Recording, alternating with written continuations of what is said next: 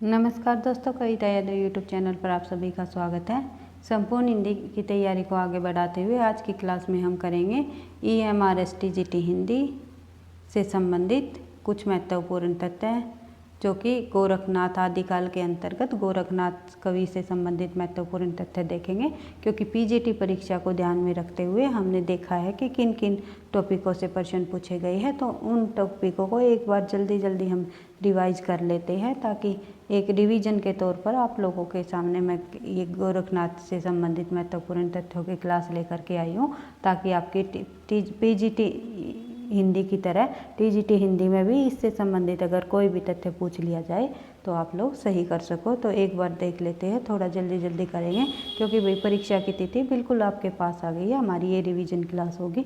तो देख लेते हैं गोरखनाथ का जो काल यानी कि समय काल क्या रहा। तो अलग अलग विद्वानों ने गोरखनाथ की समय सीमा अलग अलग मानी है, जो कि राहुल सांस्कृत्यायन जी ने 1845 ईस्वी के लगभग मानी है। पूछा जाता है परीक्षा में इससे संबंधित कि हजारी प्रसाद द्विवेदी ने गोरखनाथ की समय सीमा क्या मानी या क्या काल माना। तो पीताम्बर दत्तवाड़ ने कौन सी शताब्दी मानी, इस प्रकार से प्रश्न बनते हैं। तो आप लोग देख सकते हो, राहुल ने मानी 845 के लगभग, हजारी प्रसाद द्विवेदी ने 9वीं शताब्दी, पीताम्बर दत्तवाड़ ने 11वीं, आचार्य रामचंद्र शुक्ल और राम कुमार वर्मा के अनुसार और सामान्य रूप से भी 13वीं शताब्दी मानी जाती है गोरखनाथ का समय। बढ़ते हैं आगे। गोरखनाथ के गुरु का नाम भी पूछा जाता है, मत्स्येंद्र नाथ। भाषा की बात करें तो सुदुकड़ी भाषा रही है गोरखनाथ जी की। पंजाबी मिश्रित खड़ी बोली, सुदुकड़ी का मतलब होता है पंजाबी मिश्रित खड़ी बोली, और पंचमैली का मतलब होता है 5 भाषाओं का मेल, और सुदुकड़ी का मतलब होता है पंजाबी मिश्रित खड़ी बोली, जो कि कबीरदास जी की भाषा भी सदुकड़ी और पंचमैली कहा। आचार्य रामचंद्र शुक्ल ने सदुकड़ी नाम दिया और श्याम सुंदर दास ने पंचमैली खिचड़ी। इस प्रकार से आगे देख लेते हैं। डॉक्टर नगेंद्र ने और राहुल सांस्कृत्यायन ने गोरखनाथ की 40 रचनाएं मानी है, और पीताम्बर दत्तवाड़ ने 14 रचनाएं इनकी मानी है, प्रमाणिक रूप से मानी है। तो देख लेते हैं। हजारी प्रसाद द्विवेदी ने विभिन्न शैव संप्रदायों को तोड़कर 12पंथी संप्रदाय की स्थापना की। हजारी प्रसाद द्विवेदी के अनुसार जो ये गोरखनाथ के संबंध में कथन कहा गया है, ये भी आप देख सकते हो, क्योंकि परीक्षा में पूछ सकते हैं कि किस विद्वान के अनुसार गोरखनाथ ने विभिन्न शैव संप्रदायों को तोड़कर 12पंथी संप्रदायों की स्थापना की।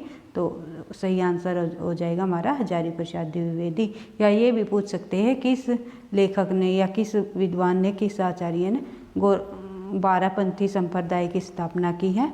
तो वो सही आंसर हो जाएगा गोरखनाथ। शब्द, पद, शिक्षा दर्शन, प्राण संकली, नर्वे बोध, आत्मबोध और अभ्यमात्रा जोग। इसके बाद ये जो रचनाएं है ये गोरखनाथ की जी है, और यही रचनाएं बार बार पूछी जाती हैं। इम्पोर्टेंट रचनाएं है जो ये मैंने 4 बताई है।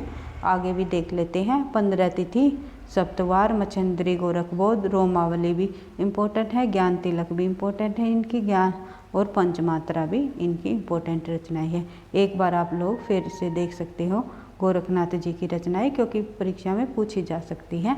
EMRSTGT हिंदी के अंतर्गत शब्द, पद, शिष्या दर्शन, प्राण संकली, नर्वे बोध, आत्मबोध, अभयमात्रा जोग, 15 तिथि, सप्तवार, मच्छंद्री, गोरख बोध, रोमावली, ज्ञान तिलक, ज्ञान चौतीसा, पंचमात्रा, ये जो रचनाएं हैं गोरखनाथ जी की है। बढ़ते हैं आगे, क्योंकि परीक्षा में अभी PGT हिंदी में ये तथ्य आया हुआ था।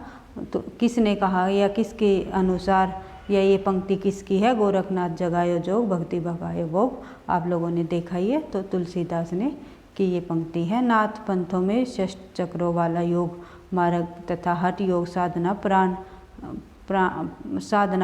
प्रणाली गोरखनाथ की देन है। ये जो तथ्य है ये आप देख सकते हो।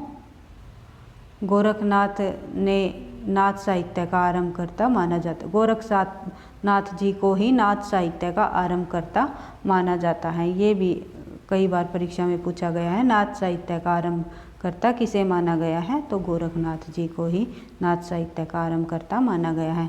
मिश्र बंधुओं ने गोरखनाथ को हिंदी का प्रथम गद्य लेखक माना है। हिंदी का प्रथम गद्य लेखक किसे माना गया है, तो गोरखनाथ को। मिश्र बंधुओं के अनुसार हिंदी का प्रथम गद्य लेखक गोरखनाथ जी को माना गया है।